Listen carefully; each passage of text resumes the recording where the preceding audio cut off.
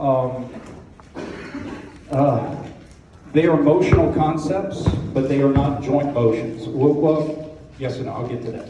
It's like if you ask someone to do a backflip, you know what that is, right? Your body rotates, and there were things that moved, but it was a concept of what your body did. Your body did a backflip. Your body rotated. Your whole body about your center of mass, unless you're hanging on to something. The pelvic girdle has a perspective of spin because of location, real estate. Meaning that your pelvic girdle attaches to the slinky inferiorly. So the slinky attaches, your spine attaches superiorly. And then your hips inferiorly. And not only that, you got right hip, you got left hip options. So in essence, the pelvis can do a number of things. It can rotate like this, it can rotate like this, it can rotate like this. However, the pelvis, just like this basketball, can't rotate on its own. Okay. Now, what I mean by that is, I can stand in the middle of a merry-go-round, and someone's spinning a merry-go-round, and my pelvis is spinning. Not locally. Remember, motion is locally referenced. So that doesn't mean that the pelvis is spinning internally. It's spinning externally. These are locally referenced concepts. So what I mean by that is once the basketball is a part of my system, I'm holding it, grasping it, then the basketball can move if there were joint motions that moved it. What I mean by that is if my hands are under the ball, kind of like how my right hip and my left hip are under the basketball, I could spin it like this, I could spin it like this, or I could spin it like this. The spin of the basketball is a concept of pelvic girdle rotation. Say the pelvis looked to the right, the pelvis looked to the left, the pelvis did a front roll, the pelvis went to do a back roll, the pelvis did a right cartwheel or a left cartwheel, but it happened because of the motion of my hands. My hands is what spun the basketball. Now, some of you, my hands aren't quite Shaq hands, but Shaquille O'Neal, other basketball players, football players, or people with just big hands can take one hand on the top of the ball and palm the basketball. You gotta have big hands because it takes friction. And friction, what are the two surfaces made of? How much are they compressed together? Well, obviously, if I'm only getting a certain chunk of the ball, when I compress, I'm not really squeezing it. But if you got big old hands, it's like the difference between throwing a big regular football and a Nerf ball. Like a Nerf ball, dude, you can sling it and pop little kids in the head. It's awesome. Like you feel like Joe Montana. And then you get a big ball and you're like, yeah. But the point is that you can imagine if someone could palm the basketball on the top, they could also spin it in 3 different dimensions, right? From one contact point. Hips,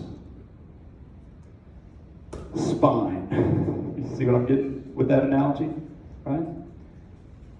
So the name of the game that I'm going to teach you guys today, or introduce you to, is pelvic girdle rotations. And we're going to do another check yes or no. Y'all remember that George Strait song from back before y'all were born? It started way back in anatomical kinesiology at 7:30 in the morning. Okay? So these are the questions we're going to ask ourselves. Did the pelvis rotate internally? In other words, within our motions within our body, not externally, not globally, locally referenced. And if the answer is no, then you are done.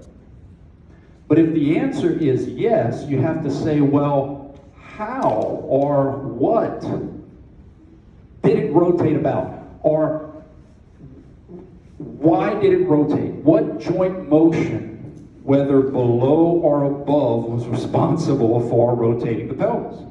Was it the hands below the pelvis, the hips? Or was it the hand above the pelvis, the spine? When the feet are feet, when the feet are feet are feet, fight or flight. Imagine this, if you're going to move something, let's say you're playing tug of war, you're going to get an anchor, right? You're going to anchor yourself down. You're going to try to get in a certain position of leverage, because if you're trying to move something with a pull, you do not want to be moved. For those of you that remember learning to roller skate, moving on the roller skates is tough until you figured out, oh wait, if I turn my feet, the wheels don't spin this way. So I can fix the wheels and propel myself forward. Efficient motion is about one thing is anchored or fixed and the other thing is allowed to move. Not that it can't happen other ways, but it's just not as efficient. If two people are pulling on each other with one rope and they both move, versus if one person is fixed and the other person is moving, I can make them move a heck of a lot faster, right? So when your feet are on the ground, your hips are the motions that are going to make your pelvic girdle move, because you have friction anchoring your feet to the ground. You don't have that up here. What I mean by that is, I can move my trunk and my pelvis doesn't have to go anywhere. Flexion, extension, right, lateral. If I say, hey basketball, look to the right, nothing I do with my trunk is going to make the basketball look to the right. I have to move my hips. I have to move the joints that are anchored in order to spin the basketball. So what are those hip motions? In other words, if I make the basketball look to the right, did I have pelvic girdle rotation? Yes. How did I have pelvic girdle rotation? Because of my right hip internal rotation and my left hip external rotation. That's what spun the ball. Do you see how it's two separate questions? One is, how did the ball spin? And the follow-up is, what spun the ball? What joint motions were responsible for spinning the ball? Okay? Now, when your upper extremity is anchored or fixed, like if you're in a Roman chair or hanging from a bar, you can do that at your chair if you get your feet off the ground and you hold on to your desk, and you can make your pelvic girdle look to the right or look to the left. You can spin your basketball. In that case, your hips had nothing to do with it. In other words, when your feet are off the ground, I can do this, my pelvis doesn't have to go anywhere. I can do this, my pelvis doesn't have to go anywhere. I can do this, my pelvis doesn't. The only way my pelvis is going to start to spin is if I bend trunk. Does that make sense? So for the purposes of this class, when your upper extremity is fixed, that's when the pelvic girdle rotation is going to be because of trunk motion. When your foot or feet are fixed, that's when the pelvic girdle rotation is going to be about hip motion.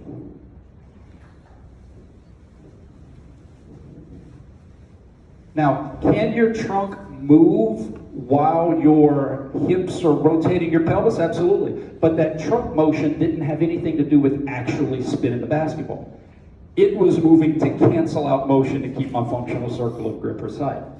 In other words, hips extend to make the basketball rotate backwards. My trunk flexes, because if it didn't, I would do this. But that trunk flexion wasn't responsible for making the basketball spin posteriorly. How do I know that? Because I can extend the trunk and the pelvis doesn't have to go anywhere. But until I flex the hips, that's what's going to make the pelvis anterior rotate, come back to anatomical. Okay? What are the rotations? I think the easiest way to look at the rotations is to look at it from the perspective of a child. Okay? You can ask a kid to rotate in 3 different dimensions. Front rolls, back rolls. That's a sagittal spin, sagittal rotation.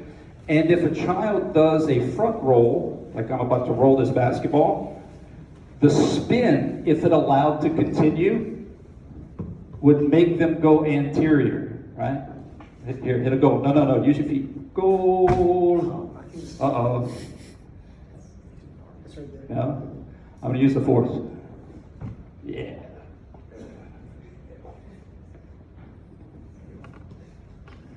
Anterior spin. Anterior rotation. Front rotation. A front roll. Anterior pelvic girdle rotation is a front roll of the pelvis. Now, obviously the pelvis can't keep rolling. but it's the direction of spin of the pelvis as if it were going to continue to roll forward. Another way to look at this concept is, think. Is anybody a fan of, let's see, what would be a good glass? Let's say it's the weekend, you're of age, and you order a pitcher of beer, of the root. I don't know, maybe you don't want me to give an analogy on beer, but I think it's a good analogy because you can imagine taking the pitcher of beer and rotating the pitcher in a way so that beer pours out the front, anteriorly, right? So the rotation of the pitcher would be anterior tilt or anterior pelvic girdle rotation to allow the beer to pour out the front. You can also look at it like that from the pelvis, as if the pelvis was like a bucket, and if I have anterior pelvic girdle rotation, I'm going to pour water out the front side. If I have posterior pelvic girdle rotation, I'm going to stop the water from pouring out the front, and if I keep going, I'm going to start pouring water out the back. Posterior rotation. Maybe that works better for you, to see spin. Where, now, some people are positioned, their pelvis is positioned in one of these rotated positions. Maybe some of you in the clinics or my athletic trainers have heard of anterior tilt. You know, someone might walk or be in a position where booty's out, right? And their pelvis may be anteriorly tilted. And if you think about it from the perspective of the hips, if I'm anteriorly tilted, that means my hips are flexed locally, even though they may not look at it like it globally. Let's draw a picture, or I'll do my best to draw a picture of what that would look like, okay? Obviously, this is an exaggeration.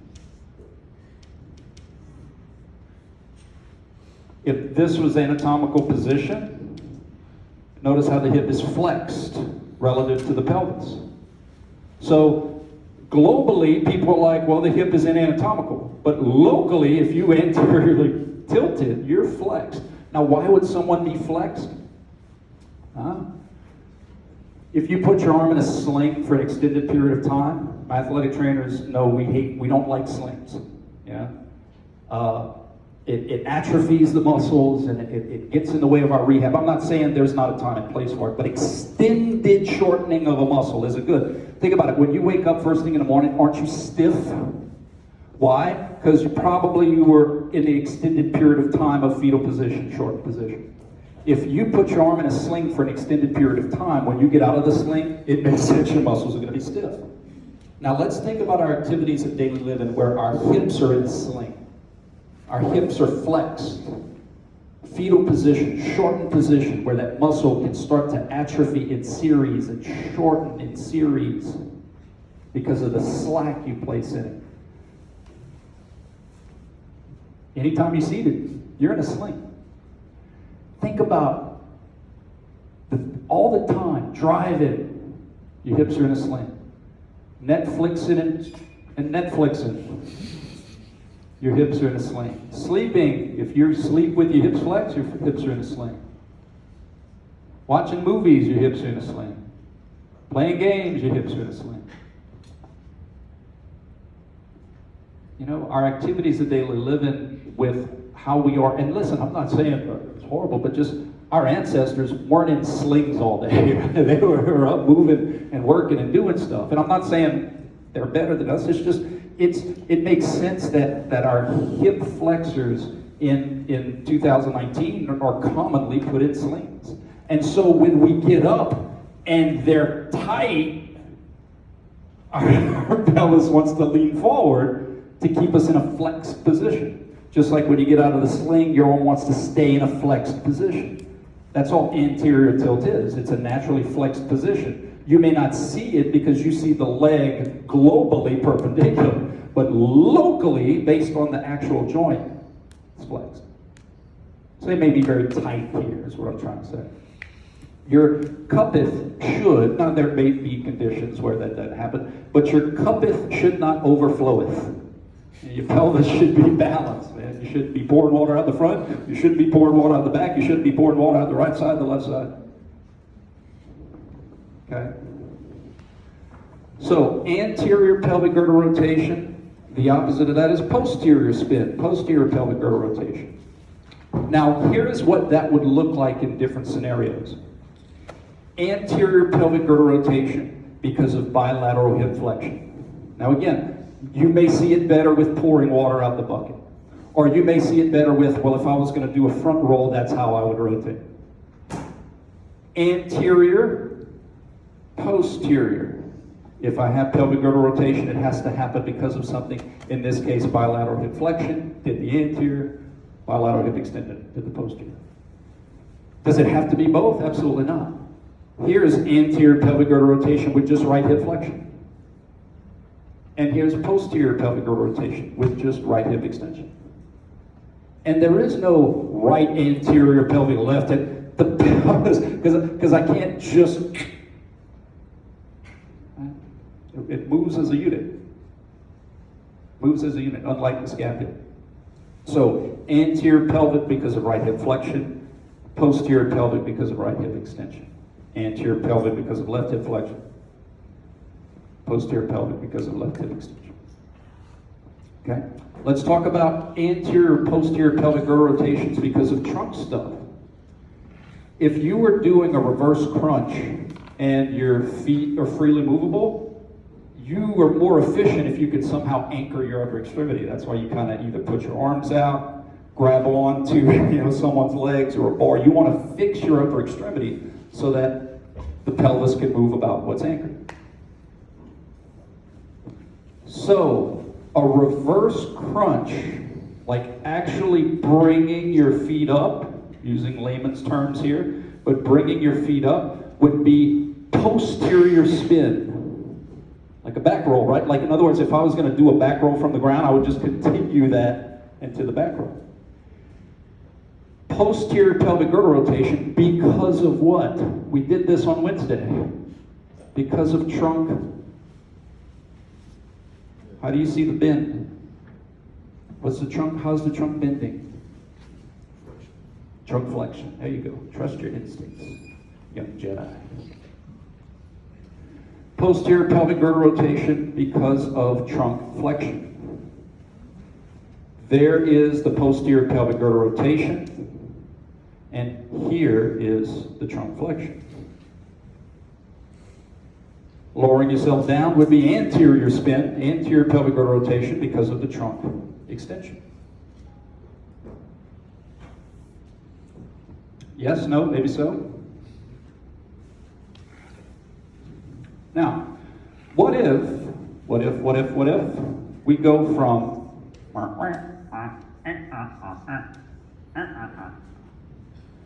to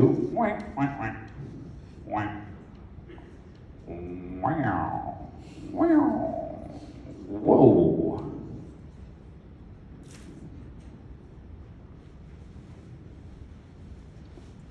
Guys, that's a huge exaggeration, right? But the point is that if I start here and I do this, that's hard to see if you're not trained in seeing what just happened. How did my pelvis rotate anteriorly?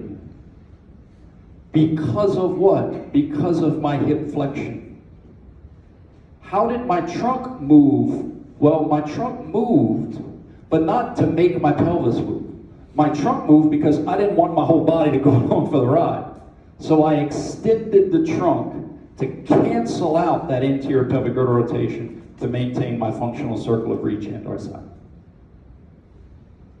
What I mean by that is, until my hips move, my pelvis isn't going anywhere. Because I can flex and extend my trunk all I want.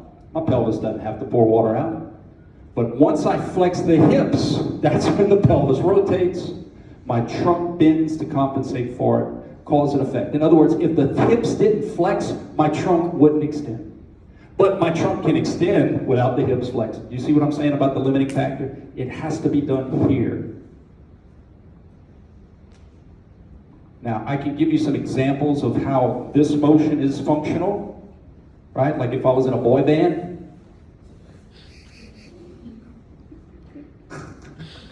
Don't post that. But the point is that having posterior tilt, for some of you lifters, right, man, when you're coming back up, you feel it in your glutes, right, your hamstrings.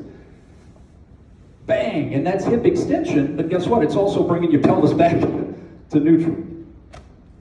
Okay, limiting factors.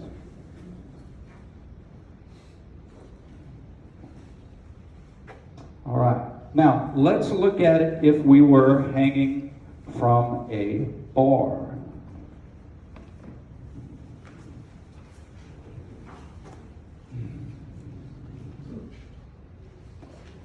All right, guys, here we go. Hanging from a bar. So right away, what did I tell you is going to be your limiting factor to pelvic girdle rotations? Absolutely, your upper extremity, right? There's your pelvis. Anchored.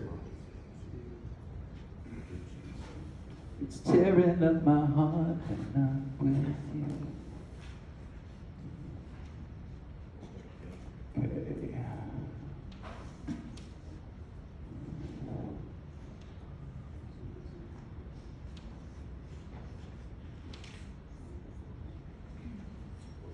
Now, I'm not saying that you can't move your hips. That's not what I'm saying at all. What I'm saying is that when you're here, you can move your hips and your pelvis doesn't have to pour water out of the side. When your feet are off the ground, you can do whatever you want with your hips.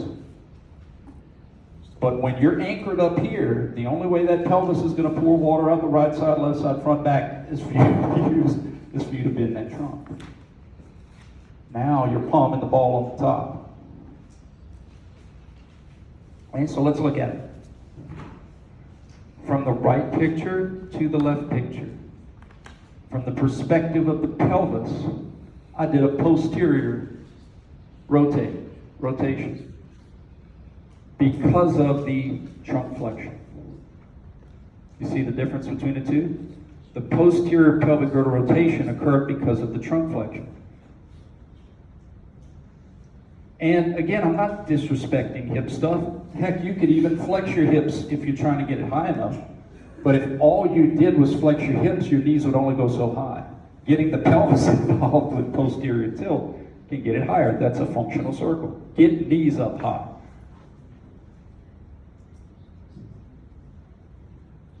Okay? And the opposite. Anterior pelvic girdle rotation because of trunk extension. What would that look like? Let's see. Look something like this.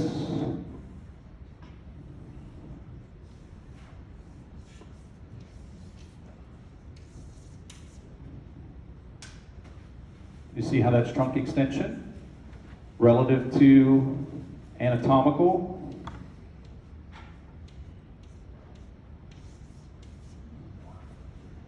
Extension of the trunk. Do you see it?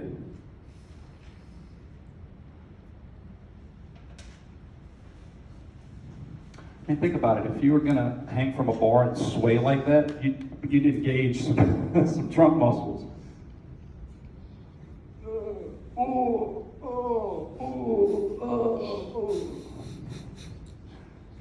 Hip hopper. Hip hopper. Gosh, I'm so dated. Questions about sagittal plane pelvic girdle rotations? So anterior, posterior, for the most part, are going to go with flexions and extensions of the trunk, flexions, extensions of the hips. Okay? Yes, sir.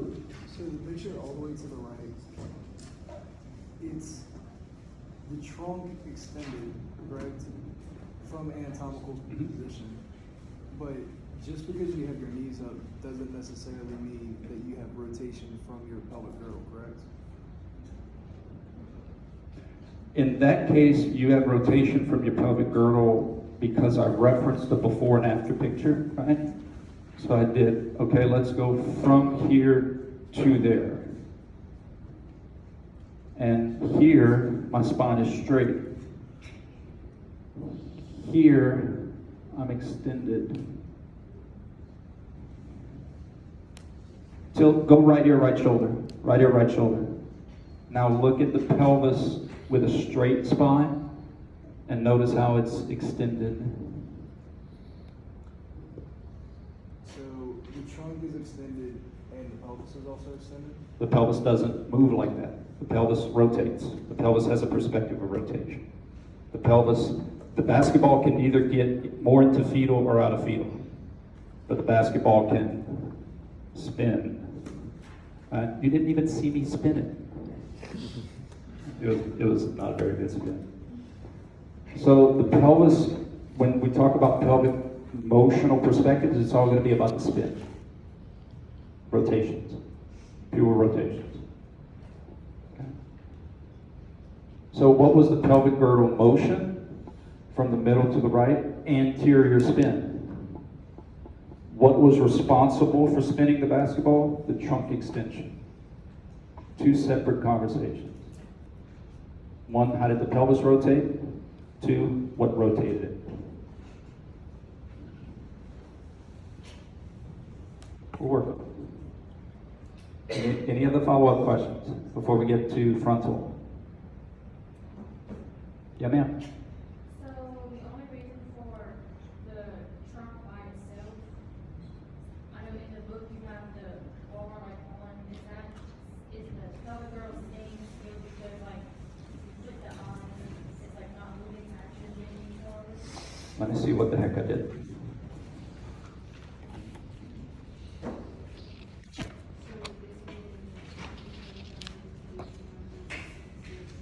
Yeah. So that would just be trunk flexion and trunk extension. Yeah. Oh yeah. Well, that would still be correct. So that would be. So if you notice in that picture, yeah. Well, but my pelvis doesn't. So my pelvis doesn't move. Correct. But it's a different scenario. There, my feet are anchored. So until I move the hips, the pelvis isn't going to rotate. There, my upper extremity is. What's that?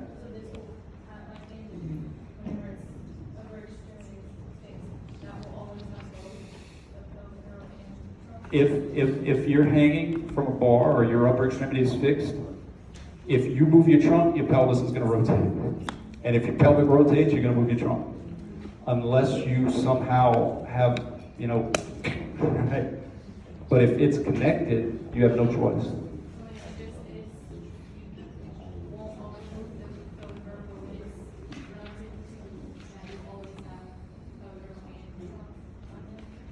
Yes. But keep in mind, that same concept here flips down to the hips. So in other words, we're talking about upper extremity fixed and comparing it to a lower extremity fixed. That's not a very fair comparison. When our feet are fixed like on there, my pelvis isn't going anywhere until I have hip motion. So it would be like the trunk or If my upper extremity is fixed, trunk. If my lower extremity is fixed, hip.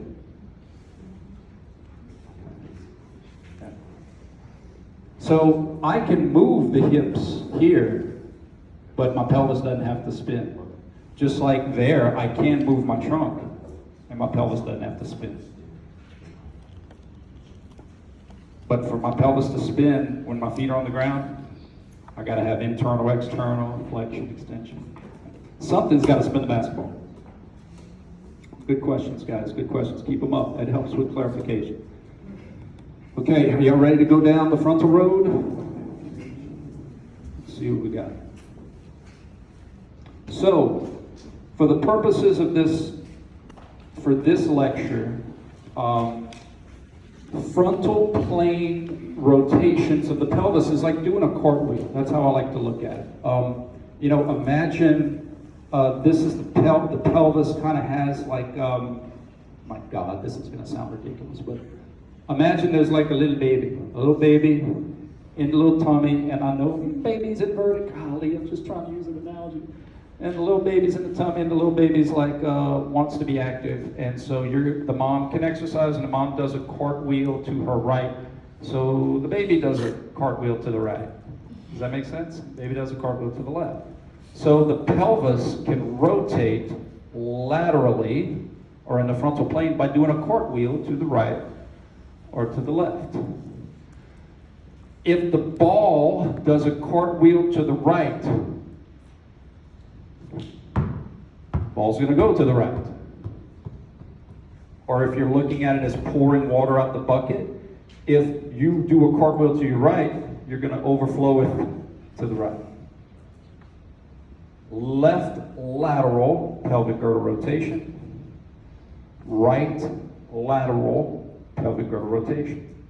So just like you can ask a kid to do a front roll or a back roll, you can ask a kid to do a cartwheel to the right or a cartwheel to the left. The pelvis can do a cartwheel to the right or cartwheel to the left.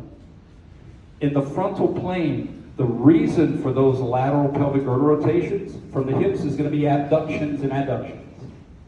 Frontal plane motions. And if it's because of the trunk, it's going to be lateral bendings, left lateral, right lateral bendings. Now, do not get confused with translation. It's not about translation, it's about rotation. Let me give you an example.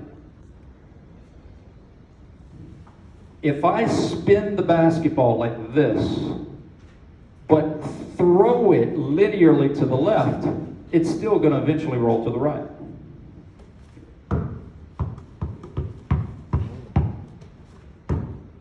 That's still right lateral. What I'm saying is that there's going to be some tricks where I might shift my weight to my left, but the rotation of the pelvis is still to the right. And I may shift my weight to the right, but the rotation of the pelvis is to the left. Huh? You smell what the rock is cooking? The pebble. Hey, rock. 5 people get that humor. I'll work on it. Why do you think I said the rock? Because, like, the rock was on this basketball. I was like, oh, that's kind of cool.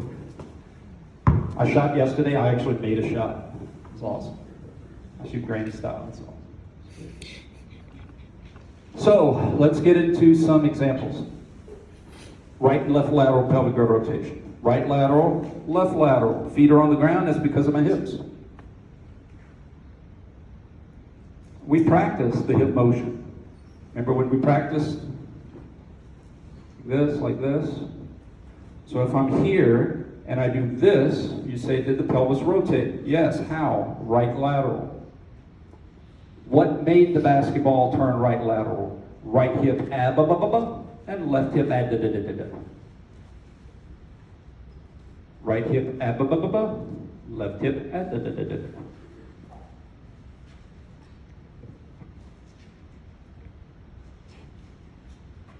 Yeah, right? I don't have to have 2 legs. I can have 1 leg on the ground.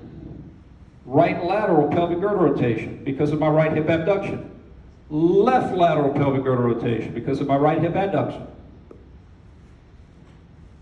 Left lateral because of my ab. Right lateral because of my ad. Guys, when you walk, that's what I'm working towards. When you have gait, your pelvis is doing all kinds of cool stuff.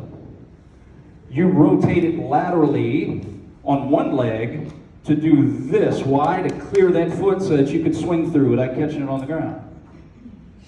You have lateral rotation. Now, some people have more than others, but everyone has an element of lateral rotation so that we can hike that leg up and swing it through.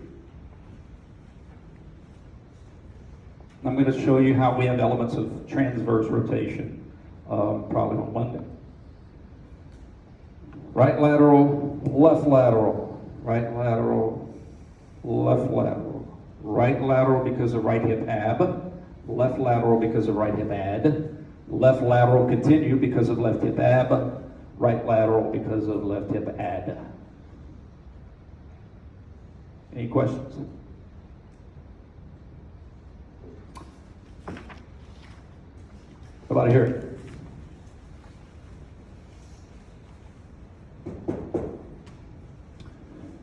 Answer to yourself, pelvic girdle rotation, and how did it happen? What was responsible for it?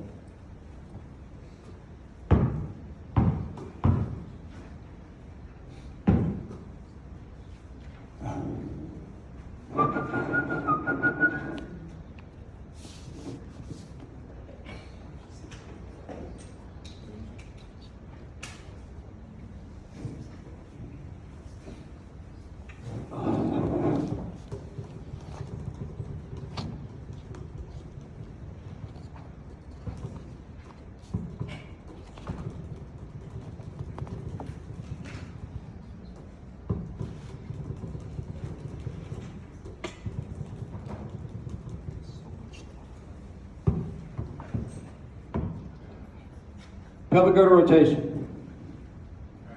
Right lateral. Right lateral. Because of left lateral trunk bending.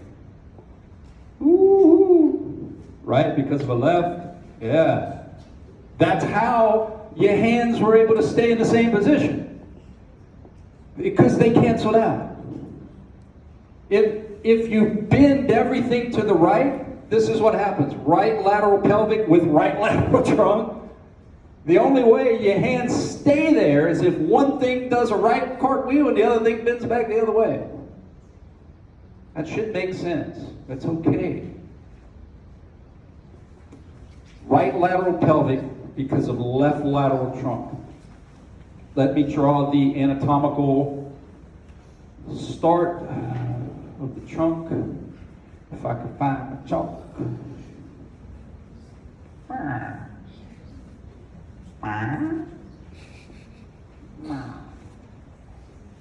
Maybe it's in my pocket. Where's Alanis Morissette when you need it? Ah, it was camouflaged.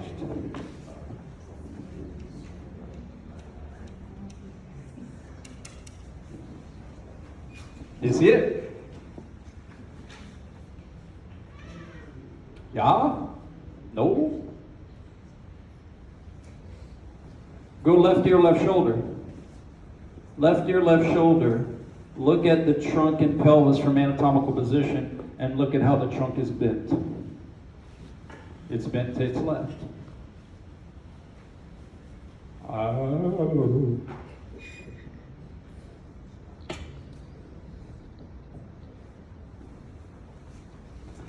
So,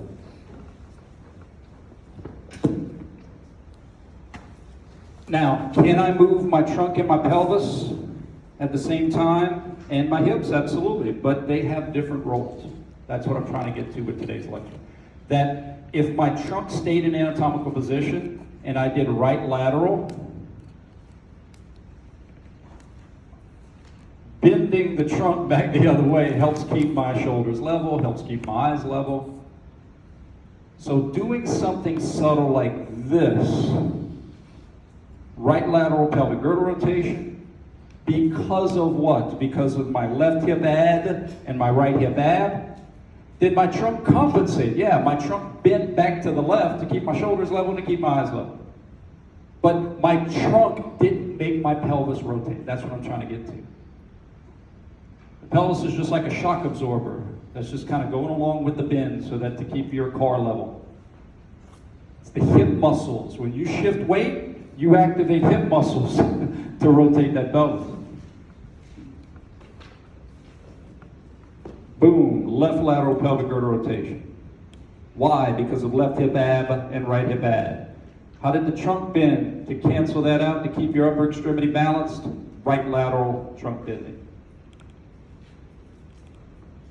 Boom, left lateral trunk bending, right lateral pelvic girdle rotation, left hip ab, right hip ab. You got to see that. I'm not saying you have to see it today, but something got to get you to see. You have to see the subtle nuance of something so simple having a lot of different parts to make it happen. And you think about it, dude, something as simple as just shifting your weight from one leg to the other that had motional perspectives from here, here, here, and here.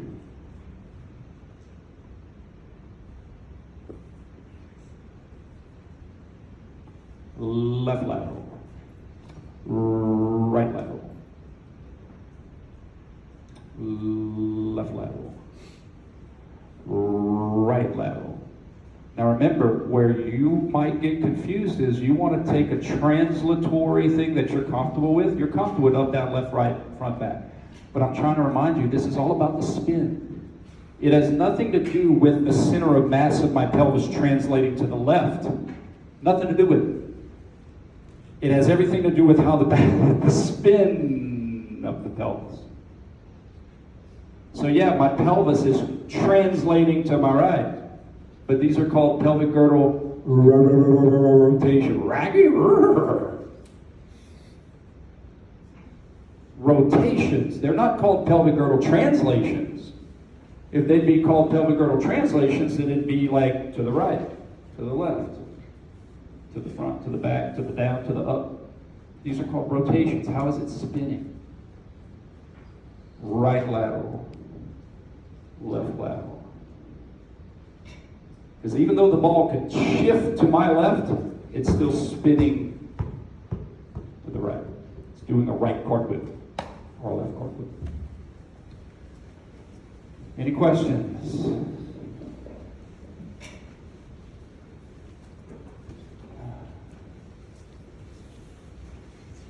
Let me check my time.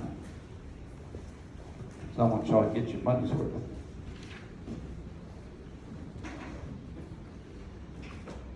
All right. Transverse. Right transverse cervical, left transverse cervical. Right transverse trunk, left transverse trunk. Right transverse pelvic, left transverse pelvic. Notice, is the basketball rotating? No. Is the basketball rotating? No. Now the basketball is rotating. Because just like with anterior posterior tilt, if my pelvis spins and my feet are on the ground, there's going to be some hip motion. What is that hip motion? If I have right transverse pelvic girdle rotation, it's because my right hip internally rotated and my left hip externally rotated. If I have left transverse, it's because my left hip internally and my right hip externally.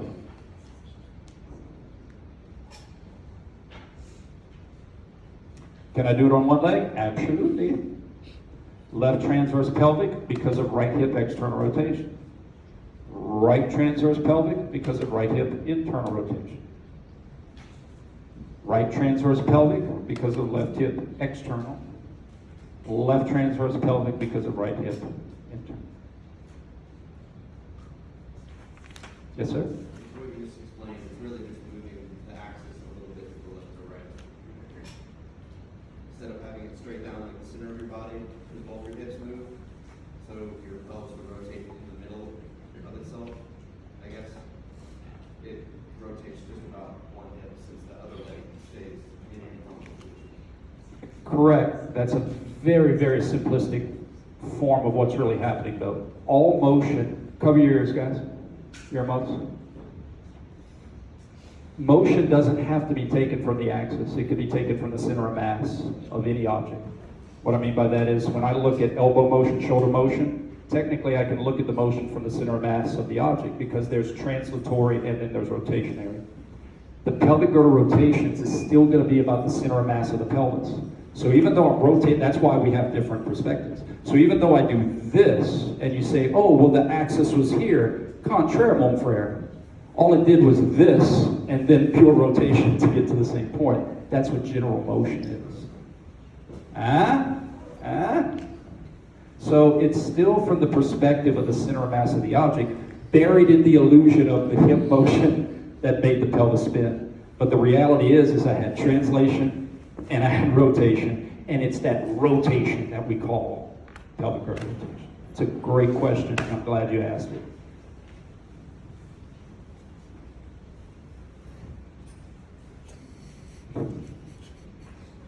Okay, we good? Okay, again, if you're interested in coming to the Masquerade